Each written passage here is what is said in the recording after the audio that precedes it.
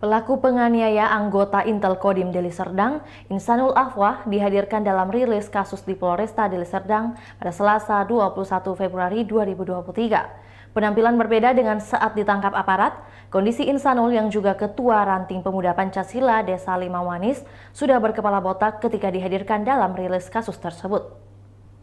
Ia juga harus dipapah karena jalannya dipincang saat digiring anggota. Ketua PP Desa Limaumanis Kecamatan Tanjung Morawa Deli Serdang ini ditangkap karena melakukan penganiayaan terhadap anggota Intel Kodim 0204-DS Serka Amos Tabangun. Ia melakukan penganiayaan bersama 7 orang teman-temannya sesama anggota PP.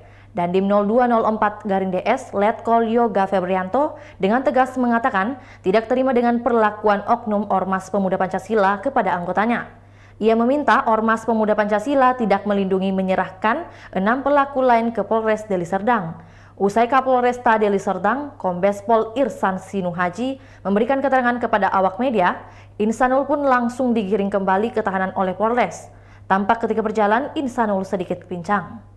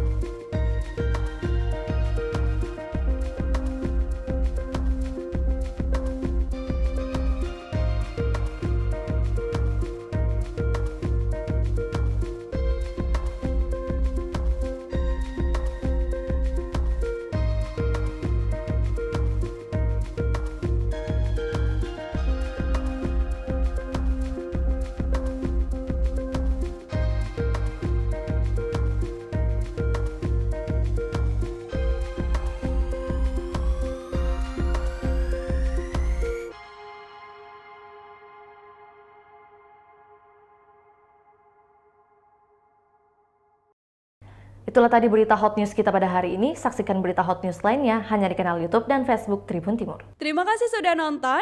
Jangan lupa like, subscribe, dan share ya.